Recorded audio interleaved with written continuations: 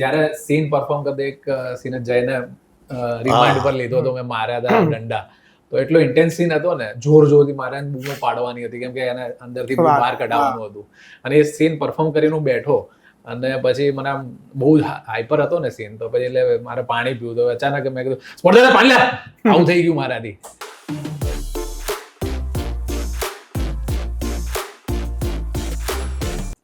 So yes, today we have the cast of Jija Sala Jija, Ragi sir, Khushbu ma'am, Tushar sir and Kushal bhai. કેમ છો? બસ રોજે રોજ મોજે મોજ. હા ભાઈ, હા. બહુ જોરદાર ટ્રેન્ડિંગ માં ચાલ્યું છે સોંગ, યસ અને ટ્રેલર બી લોકોને બહુ જ ગમી રહ્યું છે. યસ, તો કેવું ચાલે છે મૂવીનું પ્રમોશન, કેવું ચાલે છે?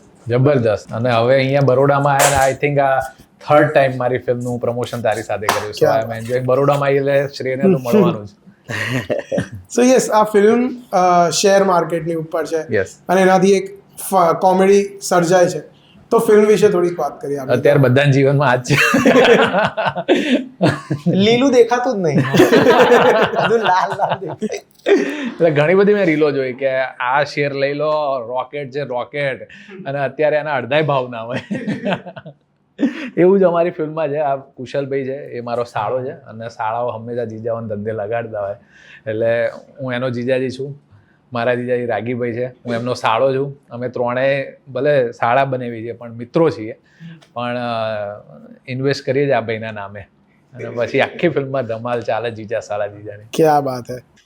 સો yes, ragi sir, starting with you, કે તમે થિયેટરથી આવો છો, તમે વર્ષોથી થિયેટર કર્યું છે, અને ગુજરાતની સૌથી લોંગેસ્ટ રનિંગ સિરિયલમાં બી તમે એક રોલ કર્યો છે. બરાબર.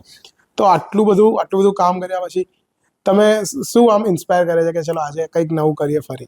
રોજ નવો એક દિવસ મારા માટે નવો એટલા માટે છે કે જે ગઈકાલનું થઈ ગયેલું કામ છે એ પૂરું થઈ ગયું છે. હવે આજનો દિવસ આજે હું શું કરીશ, કારણ કે આ એક્ટિંગ એવી વિષય છે ને કે પેલું નથી કે ભાઈ પેલું સ્વિચ ઓન ઓફ એવો વિષય નથી. રોજ કંઈક નવો કિરદાર છે, રોજ નવો ગેટઅપ છે, રોજ નવી વાર્તા છે, વાત છે, નવા શબ્દો સાથે, નવા વાક્યો સાથે, નવા લેખકો સાથે, અને રોજ બરોજ આવતા નવા ઓડિયન્સને રાજી કરવું. એટલે રોજ અપડેટ રહેવું પડે. પેલું તલવારની ધાર જેવું કસાયા જ કરવું પડે. તલવારની જેમ આપણે ચપ્પાની ધાર કાઢવી પડે એમ કાઢવી પડે. 41 વર્ષથી તો નીકળેલી છે, કાલની ખબર નથી યાર. જો મને તો કેટલી મજા પડે કે મને કુશલ સાથે કામ કરવા મળે છે. મારા દીકરાની ઉંમરનો છે બરાબર. એટલે હું હજુ આ લોકો બધા વડીલ કરીને મને સવારથી હું વડોદરા આવ્યો ત્યારથી વડીલ જ કરે છે યાર. એટલે મને વડીલ છું પણ યાર એટલો બધો બી વડીલ નથી યાર. અને ફિલ્મમાં સૌથી નાના એ લાગે છે. હા, અને મજા કેવી છે અમારી જીજા સાલા જીજા જે ફિલ્મ છે ને અમારી, એ અમારા ત્રણેયની જે કેમેસ્ટ્રી છે ને, મારી, કુશલની ને તુષારની, એ શાળાને બનેવીઓ આવા જ હોય યાર. અને જે બનેવીઓ શાળાના રવાડે ચડ્યા છે અને પછી જે ધંધે લાગ્યા છે એના ઉપર આધારભૂત આ ફિલ્મ છે. અને કુશલના એક વિચાર પર આખી ફિલ્મ બની છે. વિચાર કરો, આખી વનલાઇનર તમારો કુશલ છે આ ફિલ્મનો, કે એના કારણે આ ધંધે લાગ્યો ને આના કારણે હું બરબાદ થયો. અને પછી અમે ઉઘરાણીઓ વાળાથી જે ભાગતા ફરીએ છીએ અને એમાંથી બધી કોમેડી બધી ડેવલપ થાય છે. એ બેસિક આની એ વાર્તા છે, એવું કહી શકાય. મૂળ આશય મનોરંજનનો છે. મનોરંજન છે, એવું છે. Yes. So Khushbu, you have been a dentist as well. તો તમે જ્યારે ક્રિએટિવ ફિલ્ડમાં આવો તો કઈ રીતે ટોગલ કરો બંને વચ્ચે? એકચ્યુઅલી ડેન્ટિસ્ટ્રી એક ક્રિએટિવ ફિલ્ડ જ છે. ડેન્ટિસ્ટ્રીનો મતલબ જ થાય આર્ટિસ્ટ, કારણ કે આપણા આટલા બધા જેટલા ટૂથ છે દરેકની અલગ અલગ દરેક દાંતનું અલગ અલગ ઉપયોગ છે, એની અલગ અલગ એનાટોમી છે. એને કઈ રીતે ટેકલ કરવો, જેમ કે રૂટ કેનાલ હોય, સડી ગયો હોય, એને કઈ રીતે સેટ કરવો. તો બેઝિકલી હું એમ કહેવા માંગુ છું કે એક આર્ટ જ છે. તો આર્ટ હોય ત્યાં આર્ટિસ્ટ હોય જ. નાનપણથી શોખ છે એક્ટિંગ કરવાનો. બિકોઝ ઓફ સ્ટડી પહેલા એ કમ્પ્લીટ કર્યું અને હવે હું શોખને પરસ્યુ કરી રહી છું.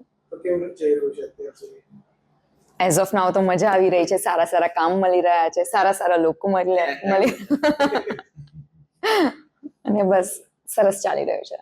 સો તુષારભાઈ, તમારી વિપુલ સર જોડે આ થર્ડ ફિલ્મ છે આઈ ગેસ, સળંગ. તો શું એક્સપિરિયન્સ છે, કેવું રહ્યું છે વિપુલ સર જોડે તમારું? એકચ્યુઅલી આ થર્ડ નથી, ઓલમોસ્ટ 10મી ફિલ્મ હશે એટલે હા મેં 12 ફિલ્મ કરી, એમાં 10માં રાઇટર ડિરેક્ટર વિપુલ શર્મા છે, 2માં રાઇટર છે પણ ડિરેક્ટર ખાલી અલગ છે, બાકી ઓલમોસ્ટ 12 ફિલ્મો આઈ થિંક વિપુલ શર્મા જોડે જ છે મારી. તો મને ઇન્ડસ્ટ્રીમાં લાવનાર જ છે. હું પહેલાં એમને અસિસ્ટ કરતો હતો એઝ એન અસિસ્ટન્ટ ડિરેક્ટર, એમાં રાગી સર પણ હતા એક્ટર, અને ત્યાં બહુ જ બધું શીખ્યો હું. પછી હું મુંબઈ હતો અને પછી મને અચાનક એવું થયું કે હવે મારે સિરિયલ કે બીજું કંઈ જ નથી કરવું, ખાલી ફિલ્મો કરવી જાય. અને એવા ટાઈમે વિપુલ સરે મને મારી પહેલી ફિલ્મ આપી હતી એઝ અ લીડ હીરો, એનું નામ હતું દેશમુખ, અને ત્યારથી આ જર્ની શરૂ થઈ છે. તો આજે મેં 12 ફિલ્મો કરી ગુજરાતી ફિલ્મમાં, એમાંથી મોસ્ટલી વિપુલ સર જોડે છે. એવું નથી કે બીજા ડિરેક્ટર સાથે કરવી નથી, પણ હજુ સુધી એવા કોઈ રોલ કે એવા સારા ડિરેક્ટરે ઓફર આવી નથી હજુ. સો યસ કુશલભાઈ, સો તમારા માટે પેલો ભારે સવાલ હતો મારી પાસે, એટલે મેં કીધું ખતરનાક. સો તમે આપણે કોન્ટેન્ટ ક્રિએશનની જ વાત કરીએ તમારી સાથે, તો you come up with a tag of Amdavadi man. તમે આટલા બધા ટાઈમથી કોન્ટેન્ટ બનાવ્યું છે ને હવે લોકો બી તમને બહુ બધા ફોલો કરે છે, people gate inspire from you. તો જ્યારે તમે કંઈક બનાવતા હો તો તમારી પર ભાર હોય કે હું અમદાવાદી મેન બનીને, અરે હવે મારી પાસે લોકોની એક્સપેક્ટેશન છે તો હું એ રીતે બનાવું. કેમ કે પહેલાં તમે જ્યારે શોખ માટે ચાલુ કર્યું ત્યારે યુ વેર યોર સેલ્ફ, પણ કોઈક વાર એવું થાય કે હવે હું મારું જ કંઈક બનાવીશ જે મારે બનાવવું છે, તો લોકોને ગમશે કે નહીં, કે પછી તમે એવું વિચારો કે લોકોને શું ગમશે એવું કંઈક બનાવો. એ બંને આપણે ધ્યાનમાં રાખીને કરવું પડે છે, અને ઓડિયન્સ થોડી સેન્સિટિવ છે એ ખાલી ધ્યાનમાં રાખવું પડે. આપણે બહુ કોઈને ના ગમતું કે કોઈની લાગણી દુભાય કે એ રીતનું ખાલી એઝ અ ક્રિએટર જવાબદારી હોય છે. બાકી તો આમ જોવા જઈએ તો કલાકારને એને ગમતું એવું જ કરતા હોય છે, લોકો પછી એને રિલેટ થાય ને પછી એ કરતા હોય છે. બાકી બધું જેને કરવું, જેમ કે આ ફિલ્મનો બી વિચાર અમારા દૂરંદેશી વિપુલ શર્માનો છે, કે જે અત્યારના ટાઈમમાં કેટલું કનેક્ટ થાય છે, કેમ કે અત્યારે માર્કેટ ડાઉન ચાલે છે, બધાને રિલેટ થાય એવી ફિલ્મ છે. હા, તો એનો શ્રેય એક આર્ટિસ્ટને એ હોય જ ધ્યાનમાં કે ઓડિયન્સને તો પછી જેવો માહોલ એ પ્રમાણે રિલેટ થાય. પણ અત્યારે કેવું છે, એક થિન લાઈન થઈ ગઈ છે કોન્ટેન્ટ ક્રિએશનમાં, કે લોકો કોઈ બી વાતે ઓફેન્ડ થઈ જાય છે. ઇન્ટરનેટનો લોકો દુરુપયોગ કરી રહ્યા છે. કઈ વસ્તુ ના હોય એને બી એ લોકો કંઈક બનાવી દે, ઓફેન્ડ થઈ જાય. ઓફેન્ડ થવા માટે લોકો વસ્તુઓ શોધે. તો એ ટાઈમમાં how do you deal with that? તો એ અમુક લોકો એ વાત કરતા હશે ઓફેન્ડ થવા જેવી, તો થતું તો હશે એવું. એટલે એ તો ક્રિએટર તરીકે જવાબદારી આવે કે તમે શું સમાજને આપો છો. સમાજમાંથી જ આવે છે, બાકી આમ તો જોવા જાવ તો એટલે બધું મિક્સ છે યારું. એનો જવાબ કહી ના શકાય, પણ હા થોડું સાચવીને રમવું પડે. યસ. સો રાગી સર, તમે એક જનરેશન ઓફ એક્ટર્સ જોડે કામ કર્યું અને અત્યારે તમે આ જનરેશન જોડે કામ કરો છો, અને આ લોકો જોડે બી તમે એટલા જ કનેક્ટેડ લાગો છો જેટલા, તો આ લોકો તમારાથી ગભરાય, કોઈ વાર ઇન્ટિમિડેટ થઈ જાય? ના યાર, જરાય ગભરાય.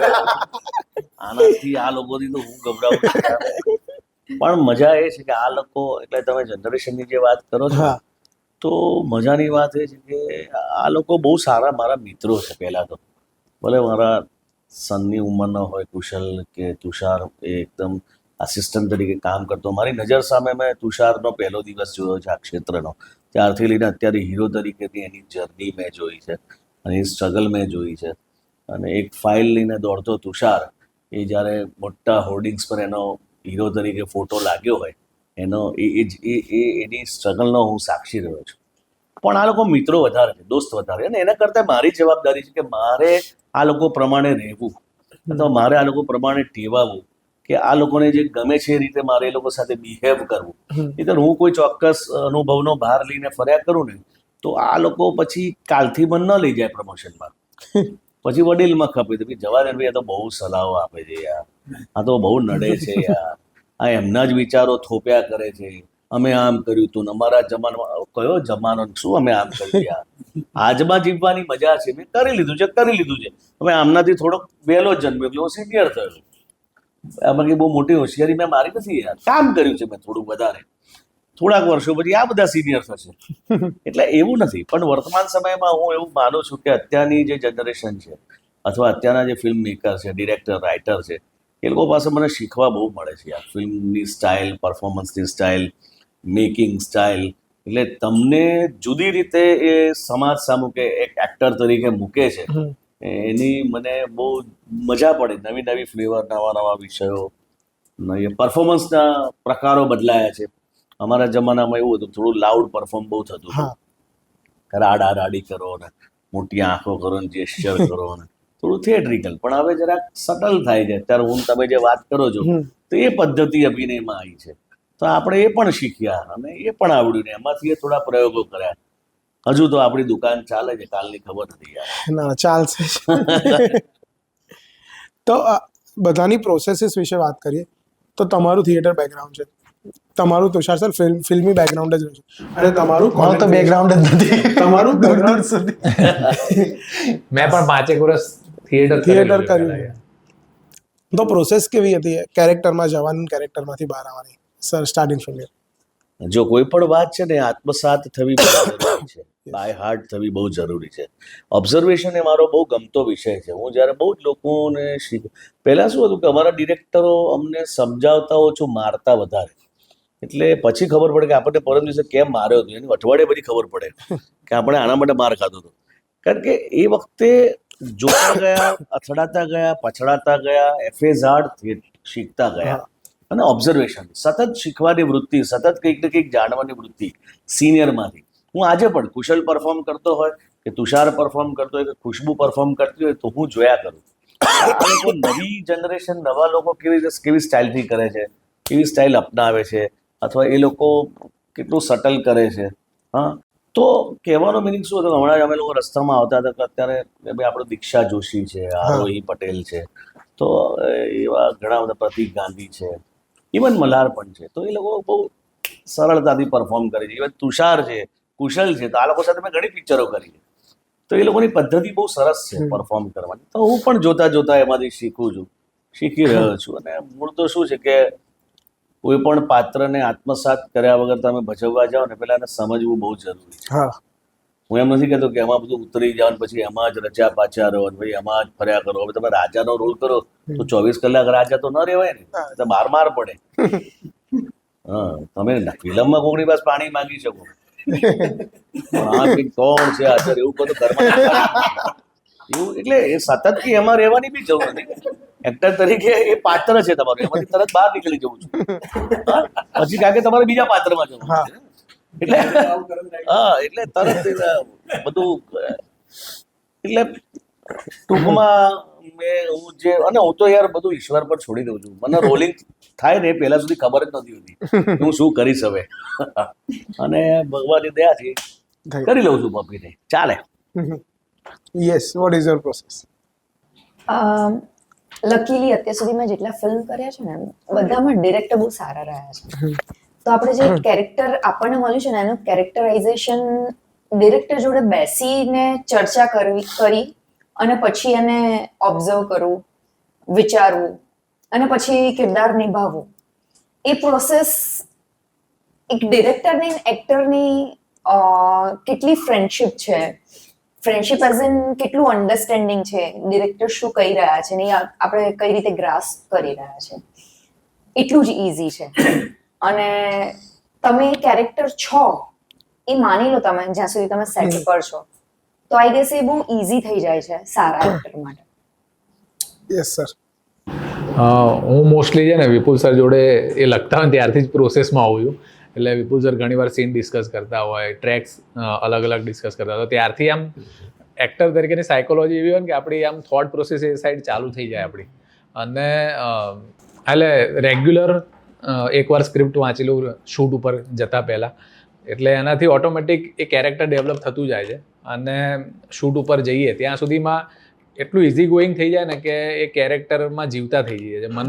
મને આ પ્રોસેસ બહુ મજાની લાગે છે. એટલે હું આઈ થિંક મારી પહેલી ફિલ્મથી સેમ આ પ્રોસેસ ફોલો કરું છું અને બસ કરતો રહું છું કામ. પણ દરેક કેરેક્ટરને ડેવલપ કરવામાં હું વધારે મહેનત કરતો હોઉં કે દરેક ફિલ્મોમાં એવું ના લાગવું જોઈએ કે આ તુષાર સાધુ છે, કે જેમ કે આમાં રાજ છે જેમ ખમણનો બિઝનેસ, આની આગળ મારો ફ્રેન્ડનો તો એ ગામડાનું કેરેક્ટર હતું એક, તો એના મેનરિઝમ કે એના જે કેરેક્ટરિસ્ટિક હોય તો એ હું પકડતો હતો. પછી મારું રતનપુર એક ફિલ્મ હતી જેમાં મેં પોલીસની ટ્રેનિંગ લીધી હતી.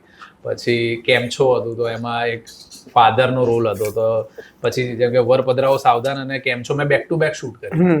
તો એ ટાઈમે પેલું જે કેરેક્ટર હતું એ પ્યોર અમદાવાદી જે છોકરો હોય ને એવું કેરેક્ટર હતું બોલચાલી ભાષા, હા. પણ આ વરભદ્રાઓ સાવધાનમાં એક સેલિબ્રિટી ન્યૂઝ એન્કર હતો, તો એનું કેરેક્ટર કેવું હોવું જોઈએ તો એ આખું ડેવલપ કરવું પડ્યું હતું. અને વિપુલ સરનો બહુ મોટો હાથ છે કે ઘણી વાર મને એમ અમુક વાર યાદે કરાવે કે આ ફરથી રીટેક કરીએ આપણે, કેમ કે આમાં થોડી પેલી ઝલક આવી ગઈ, કેમ કે બેક ટુ બેક ફિલ્મ કરતા હોય તો થોડું થોડું એ કેરેક્ટર રિલેટ થતું હોય, પણ મજાની પ્રોસેસ છે, એટલે એન્જોય કરીએ એટલે એ કેરેક્ટરમાં જતા રહીએ. જોરદાર. યસ કુશાલભાઈ. હું તો યાર કઈ એટલું પ્રોસેસ નહીં, પણ એ હું જાણી લઉં આજુબાજુની દુનિયા શું છે, કેવી રીતે, અને શું નથી કરવાનું એ પહેલા હું પૂછી લઉં કે શું નહીં કરવાનું.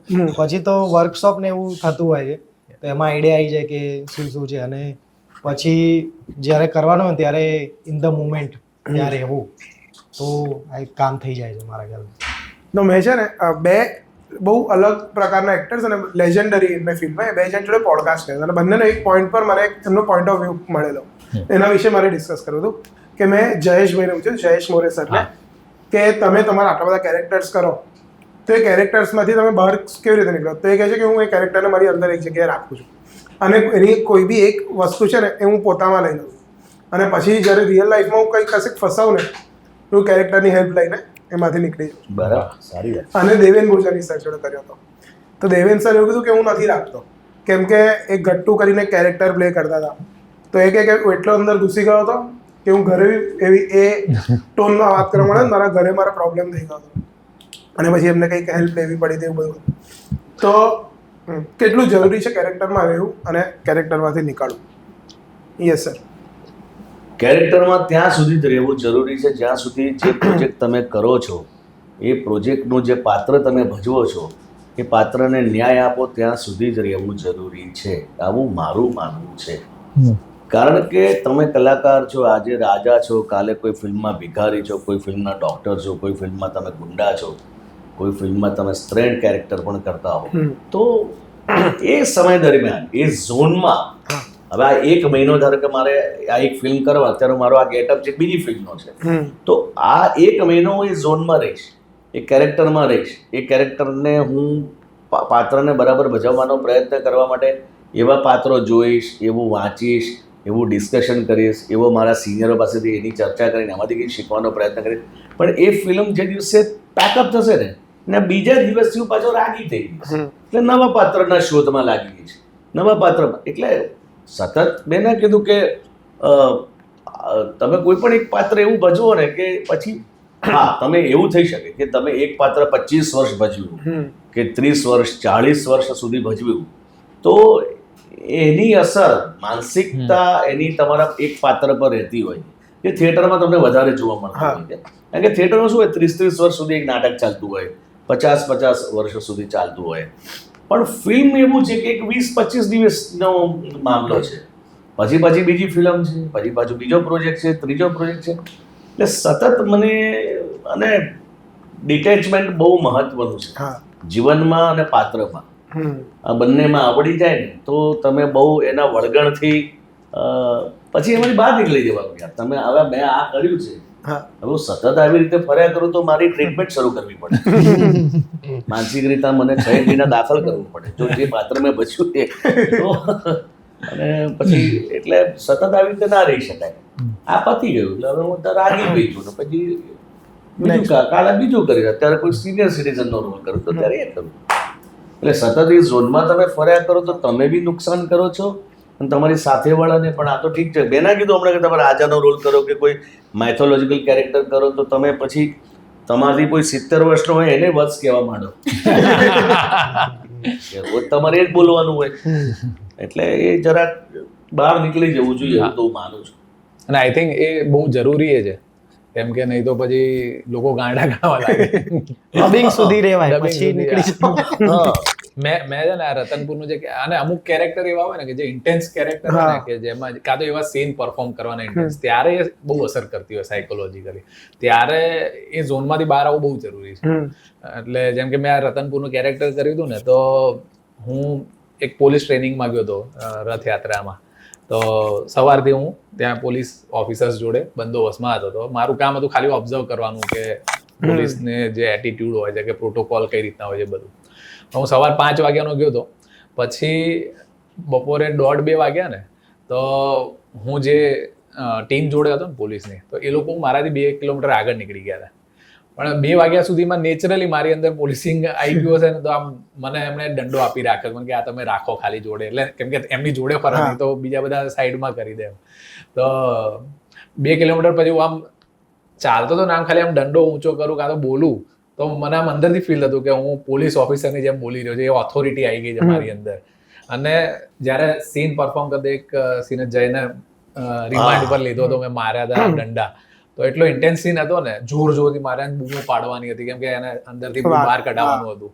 અને એ સીન પરફોર્મ કરીને હું બેઠો અને પછી મને આમ બહુ હાઈપર હતો ને સીન, તો પછી એટલે મારે પાણી પીવું, તો અચાનક મેં કીધું સ્પોર્ટસર પાણી લે, આવું થઈ ગયું મારાથી. એટલે મેં કીધું અચાનક શું, મેં યાર સોરી, એટલે હું એ ઝોનમાં જ હતો ત્યાં સુધી. એટલે એવું ઘણી વાર થતું હોય, પણ પછી જેવું શૂટ પતે ને એટલે આઈ થિંક અઠવાડિયા સુધીમાં આ બધું મિસ થતું હોય શૂટનું, પણ આમ એ કેરેક્ટરથી બહાર ડિટેચ રહો એ વસ્તુથી, એટલે ઓટોમેટિક એ સ્લો ડાઉન થતું હોય. રાઈટ. યસ. તો આ ફિલ્મના કોઈ એવા કિસ્સા કો તમારે જે શૂટિંગમાં થયા હોય ને એવા એકદમ ફની હોય, જે આપણે ઓડિયન્સને કહી શકીએ, એવા કોઈ કિસ્સા તમારા બધા ફિલ્મ જ એક કિસ્સો છે. ફિલ્મ શરૂઆતથી અંત સુધી જ એક કિસ્સો છે. એટલી બધી ઘટનાઓ છે, એટલા બધા જેને કહેવાય તોફાનો છે, મસ્તીઓ છે, એટલા બધા રિટેક્સ છે. અને આમ તો વિપુલ મારો બહુ ગમતો ડિરેક્ટર અને રાઇટર છે, અને અમે બધે તો આમ મૂળ મિત્રો છીએ, કારણ કે અમારી શરૂઆત સાથે થયેલી ના અંતે જે તે વખતે એ બધું હતું. એટલે વિપુલ સતત જ્યારે હું પરફોર્મ કરતો ને ત્યારે એને સતત એક ટેન્શન હોય કે રાગી કે એવું ન કરે કે જેથી મારી સ્ક્રિપ્ટને ક્યાંય નુકસાન થાય. પણ આમ તો એવું નથી કરતો. હવે હું લગભગ ડાયો થઈ ગયો છું. એટલે નેનો વાળાને બહુ હેરાન કરે, બહુ અમે અમારા તોફાન મસ્તીને કારણે રિટેક થવા, હસી પડવું, ક્યાંક રોકાઈ જવું, ક્યાંક ભૂલી જતા હોઈએ.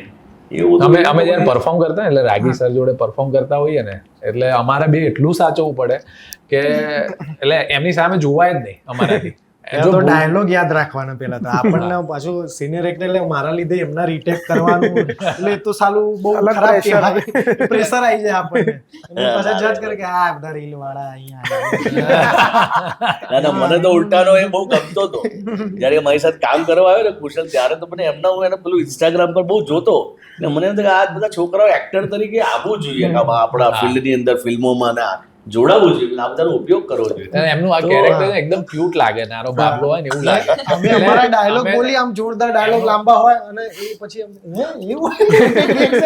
એમનું નામ પ્રોફેસર ઝુરમુટિયા છે આની અંદર. અમારાથી પ્રોફેસર ઝુરમુટિયા, ઝુરમુટિયા આવું એટલે નાનો બાબો જ લાગે. પણ આમાં જો મારા વાળ બહુ નકલી છે, આ તો ડીપ પહેરી છે મેં, કારણ કે આ બધાની સાથે મારે રહેવાનું છે. એક જમાનો હતો કે મારા ને તો તમને હસવું આવે. એક જમાનો જયારે ડાયલોગ બોલતા ને ત્યારે એમને ખબર નહીં એ આઈ થિંક 1 સેકન્ડમાં કેટલા એક્સપ્રેશન આપી શકે. એટલે અમે આમ ડાયલોગ બોલતા ને આમ જોઈએ તો આવું શું ચાલતું, એટલે એવું હસવું જ નીકળી જાય આપણી અંદરથી. એટલે મેં કીધું પ્લીઝ. પછી તો અમુક સીનમાં અમે બંને એમની સામે નથી જોયું. ઘણીવાર એવું છે ને, અમુક પરફોર્મન્સ મારે પોતાના માટે કરતો જો ઓડિયન્સ કરતા. એમનું કામકાજ છે ને પેલા રેન્ચો જેવું છે, ઇડિયટ વાળું. ભણે નહીં પણ ખબર નહીં, બધું જ એમને ખબર, બાકીના બધાને બગાડે. એ તો એકદમ મસ્ત શોટ આપીને રેડી હોય, બાકી અમે લોકો હસતા હોઈએ. સીનમાંથી એક્ઝિટ હોય તો એ છેલ્લે કંઈક કરી દેશે. ઇમ્પ્રોવાઇઝ. હા, અને એવી જગ્યાએ કરશે ને કે કટ બી ના થાય. એ રાખો જ પડે. એમની માસ્ટરી છે. આવી બધી યાદો છે ને, મજા કરતા કરતા હવે આ ફિલ્મ પૂરી કરી છે યાર. અને અંતે તો ફિલ્મ બોલશે યાર, અમે બોલીએ એના કરતા ફિલ્મ બોલે એ વધારે મહત્વનું છે. મને એવું લાગે, કોન્ફિડન્સ છે કે ફિલ્મ લોકોને ગમશે. અને જો પહેલી વખત એવું બન્યું છે કે બહુ જ બધી વાર્તાઓ આવી, લવ સ્ટોરી આવી ને, મારધાડની ફિલ્મો આવી ને, ટ્રાયેંગલ વાળી ફિલ્મો આવી ને, પણ જીજા અને સાળા ફિલ્મ આવી હોય એ કદાચ મને લાગે ગુજરાત સિનેમામાં પહેલી વખત આવો વિષય આવ્યો છે કે જીજાજી સાળો બે હીરો હોય આ ફિલ્મના. હા, એટલે આમાં જો હિરોઈન છે અમારી ખુશ્બુ, અમારી હિરોઈન જ છે, પણ અમારે પહેલી વખત એવું બન્યું છે કે ખુશ્બુનો અમારો ફોટો નાનો છે, ત્રણ અમે જીજા સાળા મોટા છીએ. પણ એટલે જુદી વાર્તા છે, એટલે લોકોને નવું તો લાગશે આ ફિલ્મથી. તો આપણી પાસે છે ને 2 ગેમ્સ છે. પહેલા તો એક ગેમ છે જે તમે લોકો રમ્યા હતા લાસ્ટ ટાઈમ આપણે જ્યારે મળ્યા હતા ત્યારે, કે explain your character in 30 seconds. તો તેમાં તમારે તમારું જે ફિલ્મનું કેરેક્ટર છે એને 30 સેકન્ડ્સમાં કહેવાનું છે ઓડિયન્સે.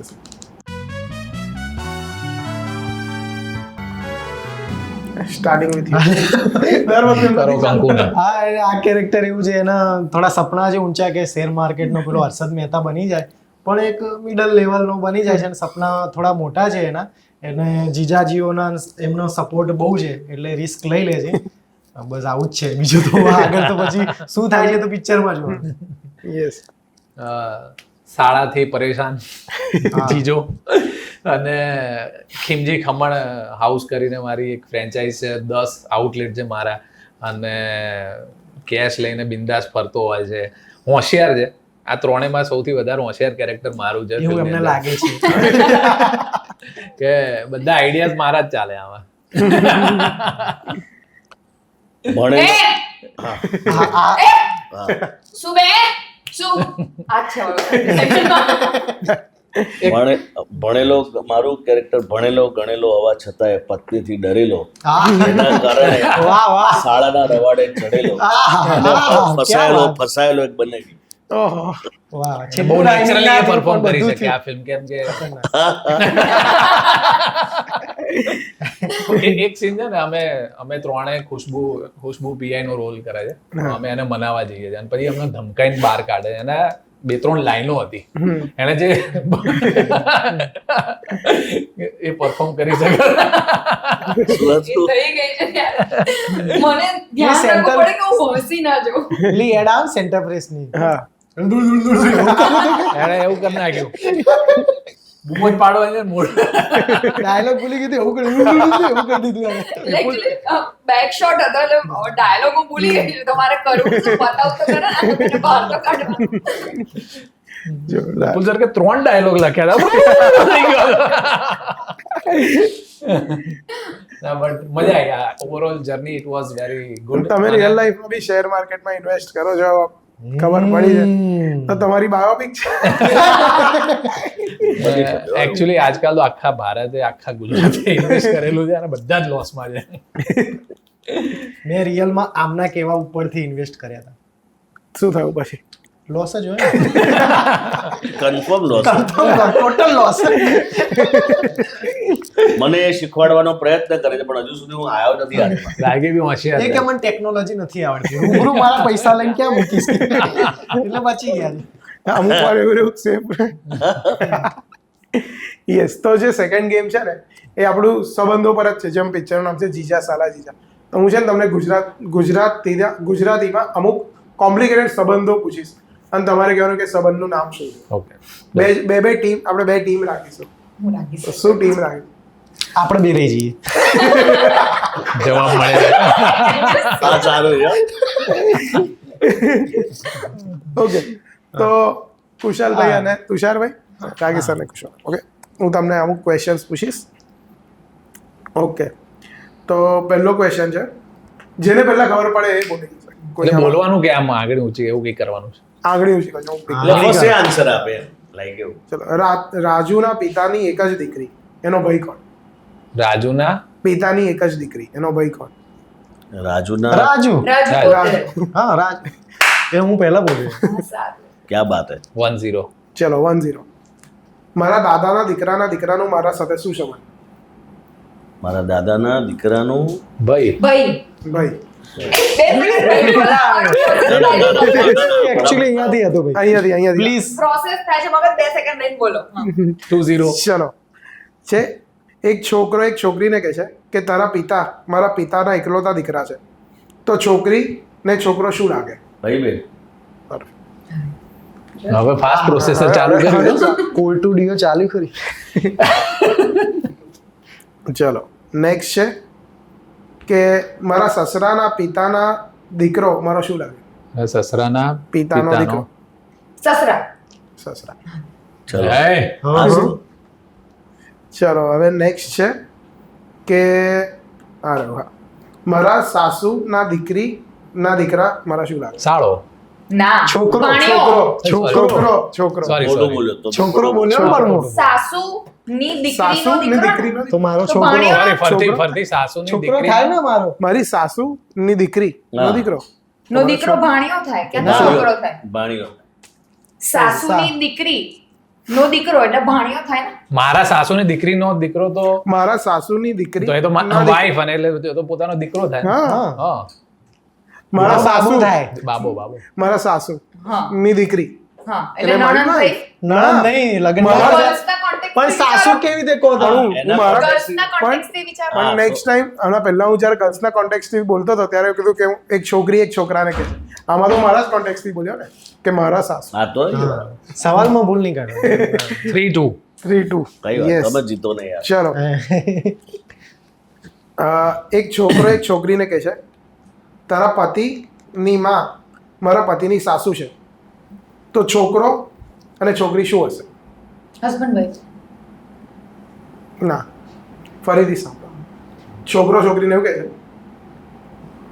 કે તારા પતિની માં મારા પતિની સાસુ છે. એટલે આ છોકરો જે છે છોકરીને એ પતિ જ છે એવું કે કોઈ પણ રેન્ડમ છોકરો એવું? ના એ રેન્ડમ છોકરો નહીં, પતિ. હા એટલે એક છોકરો એક છોકરીને એવું કહે છે કે તારા પતિની માં મારા પતિની સાસુ છે તો છોકરો અને છોકરી શું લાગે? છોકરો છોકરી શું લાગે?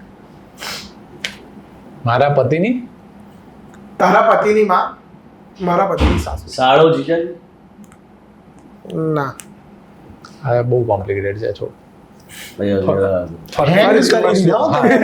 હેંગ થઈ સ્લો ગયા ડાઉન. આપણે આટલું એડિટ કર હા યાર આખું બફરિંગ થઈ ગયું ફરીથી એકદમ ધ્યાનથી. પતિની માં. છોકરો છોકરીને કહે છે કે તારા પતિની માં મારા પતિની સાસુ છે. તારા પતિની માં મારા પતિની સાસુ છે. એટલે છોકરાનો પતિ કઈ રીતે? છોકરો છોકરીને કહે છે કે તારા પતિની અરે ભાઈ બેન. હા હા. ભાઈ ભાઈ બહેન. હા, એટલે ઓલું કોમ્પ્લિકેટેડ થઈ યે, ગયું. પતિ પતિ 3-2. 3-3 3-3 સરસ સરસ ચલો મારા સસરાના પિતાના એકલૌતા દીકરાના મારા સાથે શું સંબંધ? સાળો. ના ના દીકરા. એક મિનિટ ફરતી બોલો. માં દીકરો. ના ફરીથી સાંભળો. સંબંધી થાય મારા સસરાના મારા સસરાના પિતા હા ના એકલૌતા દીકરા હા મારો પતિ. ના મારો પતિ. હા બરાબર છે. એટલે એના પોઈન્ટ ઓફ વ્યૂ પતિ મારા તો સાળો થાય ને યાર. ના પણ જો મારા સસરાના પિતા એમના જ દીકરો એટલે મારા સસરા 4-3. અને પછી એને એમનો પૂછ્યું. દીકરો એટલે તો મારો સાળો 4-3 છે. પણ આ ફિમેલના પર્સપેક્ટિવથી ના, એટલે પણ એ આગળનું ના, એ- perspective થી ચલાવી. ના આમાં બંને સાચા છીએ. બંને સાચા છે. તો આગળનો point બી અમને મળવો જોઈએ. સાડા એમાં ત્રણ તો- સાડા ત્રણ રાખો બંનેને એક એક આપી. બરાબર. ચાલો આ તો બધા ઇઝી છે આમાં મારી પાસે. થોડો અઘરું Easy લાગે. રાખો ને. આ રાખીએ ચાલો મારા પિતાના સસરા તારા પિતાના પિતા છે. ફરીથી મારા પિતાના છોકરો છોકરીને કહે છે કે મારા પિતાના સસરા તારા પિતાના પિતા છે તો છોકરો ને છોકરી શું લાગે? ભાઈ બેન. ના આ છોકરો કહે છે છોકરીને હા કે મારા પિતાના સસરા તારા પિતાના પિતા છે તો છોકરો ને છોકરી શું લાગે? Husband wife. હસબન્ડ હવે તમે લોકો ડીલ કરો છો. 5 બસ આટલું રાખીએ ને એક છેલ્લો સવાલ હાર રાખી માની લીધી છેલ્લો સવાલ. એક છેલ્લો સવાલ રાખી દઈએ મારા સસરાના પિતા ના સસરાના દીકરાની દીકરી મારી શું લાગે? થોડું સ્લોલી. મારા સસરાના મારા સસરાના પિતા હા ના સસરાના દીકરાની દીકરી ના સસરાના સસરાના દીકરાની દીકરી મારી શું લાગે? દાદી. દાદી. ના ના ના વડ સાસુ. નજીક છો વડદાદી. નજીક સાસુ. સાસુ એ હવે હા. equal થઈ ગયું. હા સાસુ લાગે હાસ તો મારા ફરી. સસરાના પિતા જીતી ગયા. સસરાના પિતા ના અમે સસરા જીતી ગયા. ના સસરા. સસરા ના દીકરાની દીકરી ના, દીકરાની દીકરી. સાસુ. સાસુ આવો. તમે કહો જીતી છો ગયા. તો. ઇક્વલ થઈ ગયા ઇક્વલ. ચલો, મૂળ બસ. equal. Same team. યે હોશિયાર ટીમ છે. ટીમ જીજા સાલા જીજા જીતી ગઈ Rocks. વાહ ક્યાં બાત હે. વાહ. So yes, the film is releasing soon in the theaters. 21st March 21st Yes. March. Yes તો જીજા સાલા જીજા ફિલ્મ આવી રહી છે 21 માર્ચે તમારા નજીકના સિનેમાઘરોમાં અને આખી ફેમિલી સાથે જોવા એવી ફિલ્મ છે એટલે એક સાથે આખી ફેમિલી લઈને જોવા જજો મજા પડશે. જીજા સાલા જીજા. क्या बात